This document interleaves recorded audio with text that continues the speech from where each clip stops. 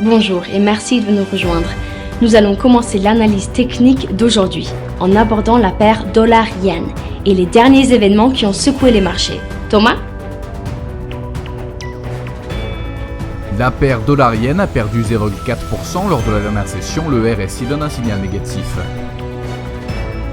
La paire sterling-dollar a effectué une correction mineure, gagnant 0,3% lors de la dernière session, le stochastique s'installe dans la zone de surachat.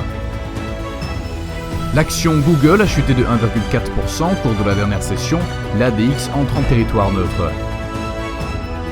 La paire euro-dollar a effectué une correction mineure, gagnant 0,2% lors de la dernière session, le RSI s'installe dans la zone positive. Merci Thomas. Passons aux dernières nouvelles dans le monde financier.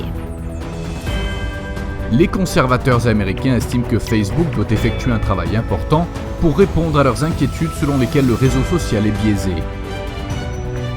Les prix du pétrole se sont montrés optimistes quant à l'apaisement des tensions commerciales entre les États-Unis et la Chine et l'espoir que les principales économies prennent des mesures de relance. La monnaie numérique proposée par Facebook, Libra, fait l'objet d'une enquête antitrust de la part des régulateurs de l'Union européenne. Merci Thomas. Passons maintenant aux événements économiques majeurs d'aujourd'hui.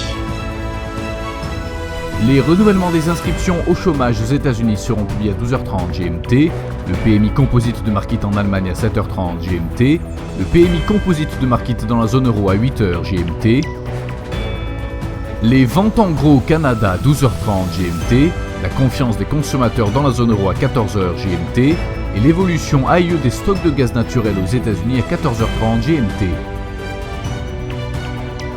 Nous espérons que vous avez apprécié nos perspectives du marché d'aujourd'hui.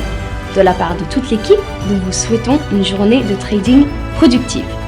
N'oubliez pas de vous connecter demain matin pour tous les événements et les dernières nouvelles sur les marchés financiers.